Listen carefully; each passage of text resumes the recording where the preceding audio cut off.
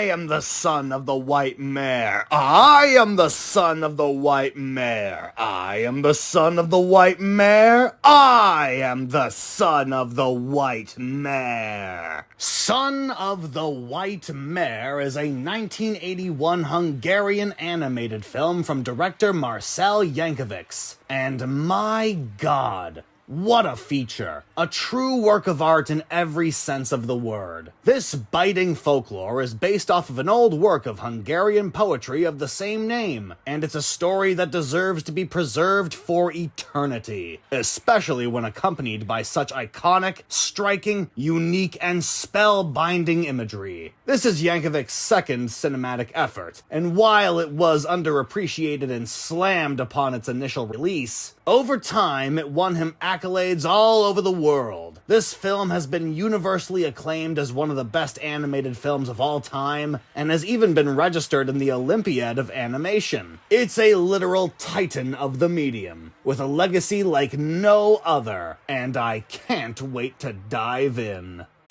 Our story begins with a divine white mare, pregnant and fleeing for her life from the hellish demons that held her captive. While she was in captivity, she gave birth to her two other sons, who are tragically taken away from her. Once she escapes, she seeks refuge in the form of a world tree created from her divine essence. There, she births her final prodigal child, Tree Shaker. She tells him a story of three princesses who unleashed three dragons from the underworld and became their captives. These dragons killed the omniscient forefather and asserted their reign over the corporeal realm. Tree Shaker spends his childhood honing his strength by consuming the milk of the white mare. He is told to do this for 7 years, and 7 years more by the spirit of the forefather, so that the boy will gain the strength of the gods in order to slay the three dragons. First and foremost, the animation.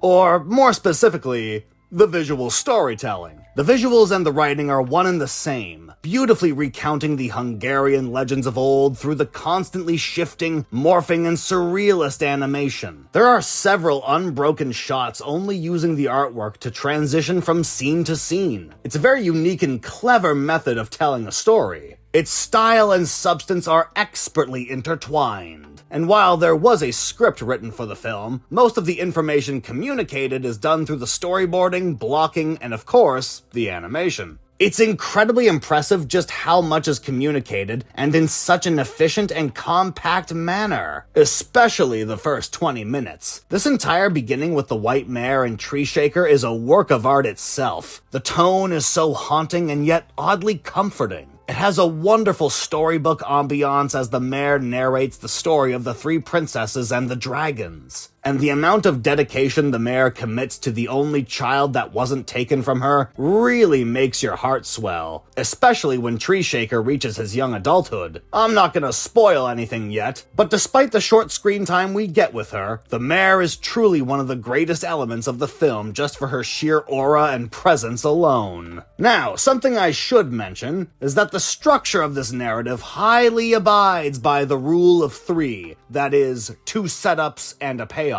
And it does this especially in the second and third act. The 3-section porridge scene, the 3-section going downwards to the underworld scene, the 3 dragons, the 3 princesses, the 3 brothers, the 3 stooges, the 3 caballeros, Three's Company, you get the idea. And there's nothing wrong with that in concept. If anything, it helps give the movie its identity as a simple, comprehensible story. However, the pacing can definitely suffer as a result. Like, I get the formula, but sometimes I was seriously rolling my eyes like, oh yeah, we gotta do this whole rule of 3 rigmarole again. Guess I'll take this time to use the bathroom. As much as it can make the movie drag, there's also nothing contradictory or detrimental about this rule of 3. The straightforward story and especially the themes are without a doubt the strongest elements in this film, with character development falling to the wayside. Characterization is very basic and surface level, which is fine for the 2 brothers, Stone Crumbler and Iron Rubber, but for Tree Shaker, the protagonist, I expected a bit more depth. He's a very standard hero archetype. He's confident, strong-willed, and slightly aggressive, and, well, he's the hero. Yeah, not much else is explored about him. The film is very much about his physical journey rather than his emotional journey. Not only that, but another thing that makes the characters kind of weak is how accepting they are of certain information. For example, Tree Shaker tells the Mare that the forefather told him that he should be nursed by her milk for 7 years, and she's just like,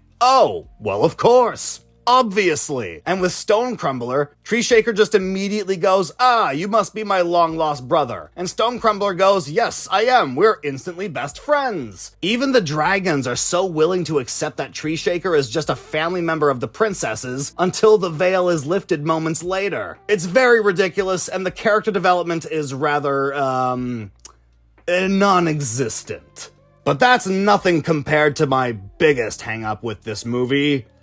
The butt-slapping scenes. What's with the goddamn butt-slapping? Like, I don't get it, guys. Why this specific punishment? Okay, so for context, there's this goblin that keeps barging in on dinner time and eating all the porridge, and 2 of the brothers always get blamed for it. Each time this happens, they get spanked mercilessly on the ass by the other brothers, and I'm just sitting here like, why? Why is this a thing? I'm so confused. Like, I know I shouldn't probably be this hung up over it, but it's the weirdest thing in the movie. And that's saying a lot considering there's a horse that births 3 demi-humans.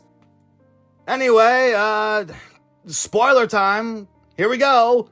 Butt slapping.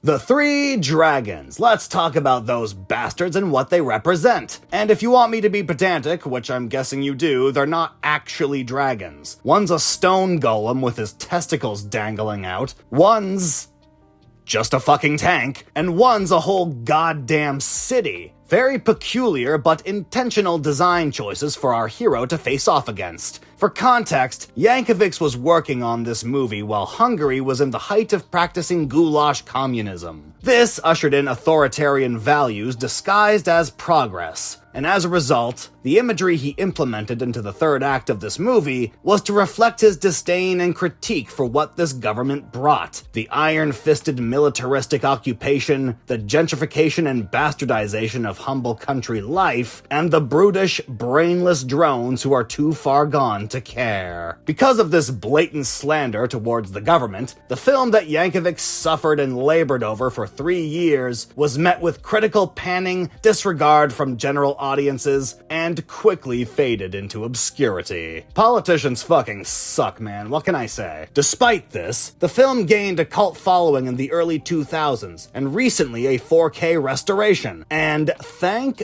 God, because it would have been so unfortunate to lose this work of art to the clutches of politics. Another element that is definitely a core part of this story, but not talked about enough, I find, is the Mare and her sacrifice throughout motherhood. The Mare is only with us for the first 20 minutes of the movie, but her role and what she symbolizes is absolutely integral. She suffers greatly at the hands of the demons who steal her first 2 sons, she raises her 3rd in a secret haven of her own making, and nurses Tree Shaker his entire childhood and adolescence, slowly draining herself of her divine power, which results in her finally sacrificing her life so that Tree Shaker can save the world. The Mare is a truly selfless paragon of purity, and she willingly deprives her spirit of its vital energy so her son may grow up to be strong and live a long, fulfilling life. And her sacrifice is not in vain, for Tree Shaker saved the world, restored balance, and all 3 of her sons ended up getting laid by the 3 princesses.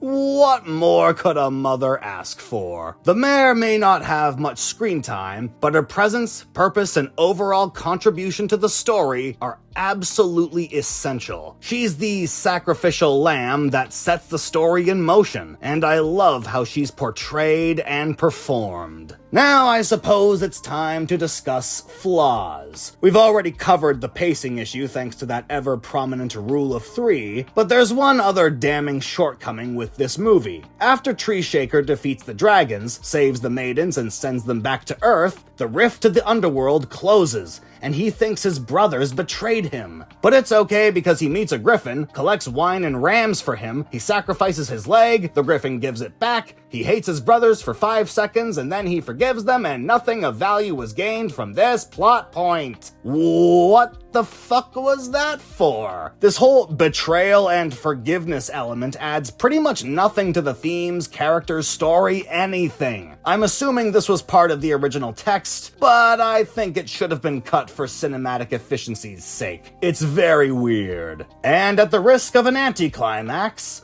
that's basically it for flaws, which is a good sign. And while there are some downright odd moments in this movie, nothing contradicts anything in the story, and I like that. The film ends with Tree Shaker in the realm of the gods, overlooking a modern society as the credits start to roll.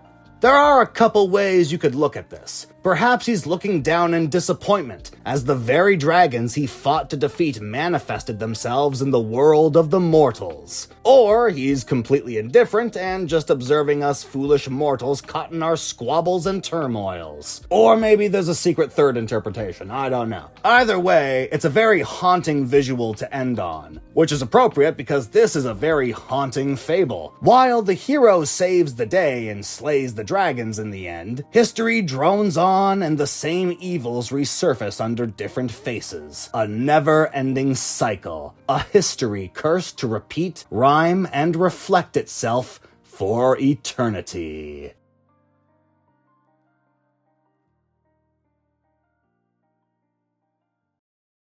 Son of the White Mare is a breathtaking piece of animation cinema that has more than earned its place among the underrated animation rankings. Despite its peculiar flaws, it still delivers on mesmerizing animation, a simple but captivating story, and boasting themes. This is unlike any other style of filmmaking you'll ever see. A truly impressive film. A good nugget.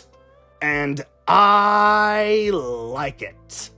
Bop bop beep bop bop bop bop beep bop beep bop boop. Thanks for watching, and always remember to birth the prodigal child.